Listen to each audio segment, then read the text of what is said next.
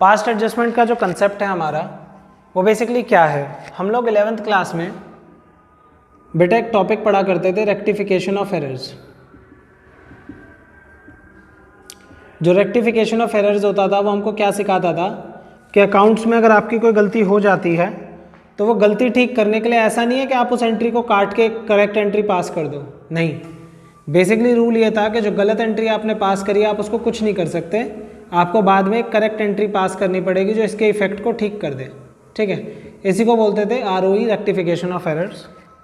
Basically past adjustment क्या कहता है, पास्ट एडजस्टमेंट कहता है कि भाई जब पार्टनर्स के बीच में चीज़ें बांट रहे थे आप, profit, interest on capital, interest on drawing, salary, कुछ भी, तो कोई ना कोई गलती हो सकती है। हो सकता है किसी गलत रेशो में दे दिया हो, कोई गलत परसेंटेज दे दी हो, नहीं देना था तब भी आपने इंटरेस्ट ऑन कैपिटल दे दिया, नहीं लेना था तब भी आपने इंटरेस्ट ऑन कैपिटल ले लिया, कोई भी गलती हो सकती है।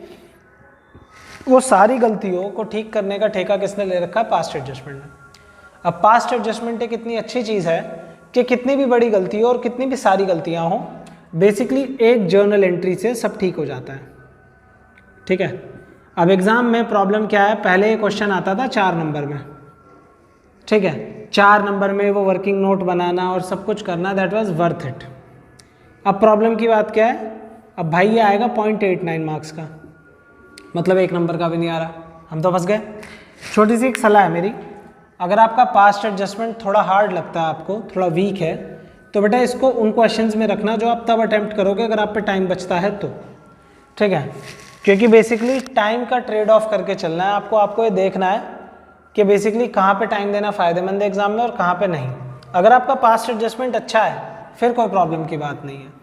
चलिए तो बेस याद दिलाते हैं पास्ट एडजस्टमेंट का। पास्ट एडजस्टमेंट में जो भी गलती होती थी, हर क्वेश्चन में आपको एक चीज़ बनानी पड़ती थी, that was statement of adjustment.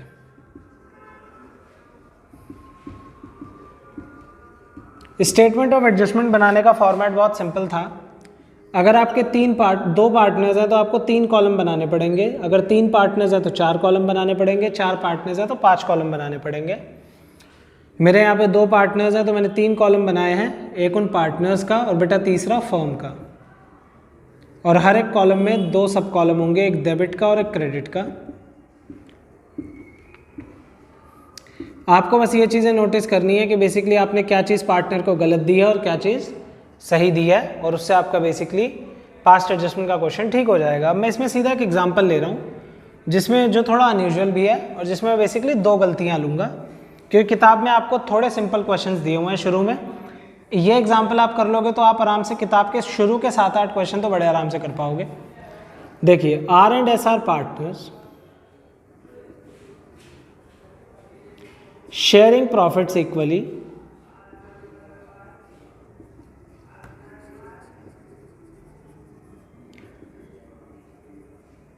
they were entitled for interest on capital of 7% per annum, which was omitted, and later on it was found that salary to R of 5,000 per annum was also omitted.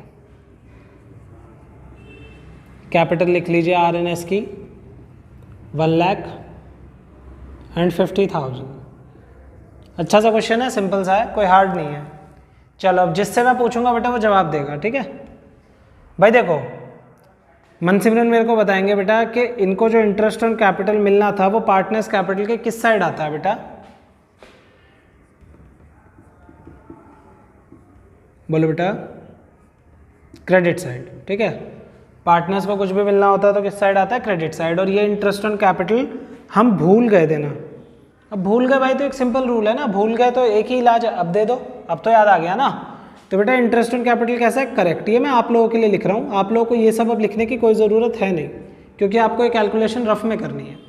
तो बेटा 1 लाख रुपए का 7% कितना होता है, 7,000 रुपये, और 50,000 रुपये का 7% कितना होता है, 3,500 रुपये। दोनों को दे दिया, दोनों का टोटल करना है। 10,500 आया, देखो यहाँ क्रेडिट में लिखा था या डेबिट में लिखना है। पहला काम हो गया, पहली गलती ठीक हो गई। दूसरा बेटा, दूसरा सैलरी। साक्षी बेटा बताएंगे सैलरी कहाँ पे आता है बेटा पार्टनर्स कैपिटल में?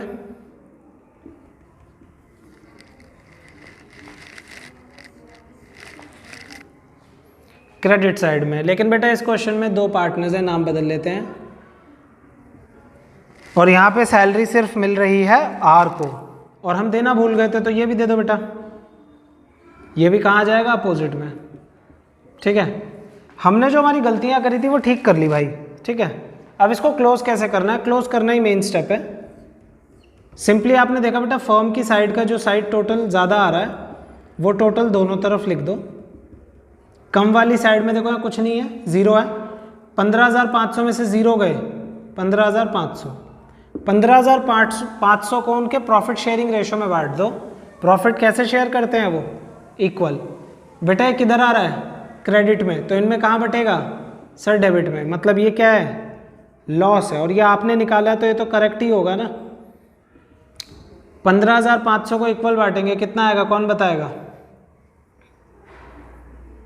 7750। कंफर्म कर देंगे बेटा 7750। ठीक है, टोटल करना सबको आता है। ये आ रहा है 12,000, ये आ रहा है 7750, ये आ रहा है 7750, 3,500। बेटा वही प्लस माइनस वाला रूल। अब यहाँ पे डेबिट क्रेडिट हो गया प्लस, बस प्लस माइनस की जगह। क्रेडिट का 12,000 है, डेबिट का 7750 है। इसे माइनस कर दीजिए तो कितना बचा? 052। 11 में से 7 गए बेटा 4। ठीक है, यहाँ पे माइनस कर दीजिए। अब देखो यहाँ पे डेबिट का ज़्यादा है तो 052, 7 में से 3 गए 4। आप क्या देख सकते हो बेटा, इसके साथ साइन क्या लगा है? क्रेडिट का, और इसके साथ साइन लगेगा डेबिट का। किसी को यहाँ तक कुछ पूछना है तो मेरे से पूछ लो बेटा प्लीज़। जर्नल एंट्री क्या होगी? जर्नल एंट्री होगी जो डेबिट हो रहा है। कौन डेबिट हो रहा है बेटा? सर हो रहा है एस, तो एंट्री होगी S capital account debit to R's capital account. पैसे कितने लिखोगे? 4250, 4250। Narration being adjustment made. ठीक बात है भाई, सिंपल सी बात है।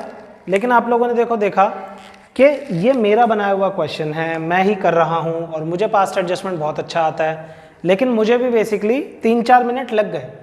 ठीक है ना, क्योंकि आप लोग बेटा मन में तो प्रोसेस कर सकते हो चीज़ें, लेकिन सॉल्व तो करके देखना ही पड़ेगा ना, क्योंकि इतनी बड़ी चीज़ है। तो बेसिकली इसीलिए मैंने आपको सलाह दी कि अगर आप ये क्वेश्चन छोड़ सको तो छोड़ देना, अगर आपके बेसिकली उस वाले सेक्शन में ऐसे क्वेश्चन ज़्यादा हो जो आपको आते हों।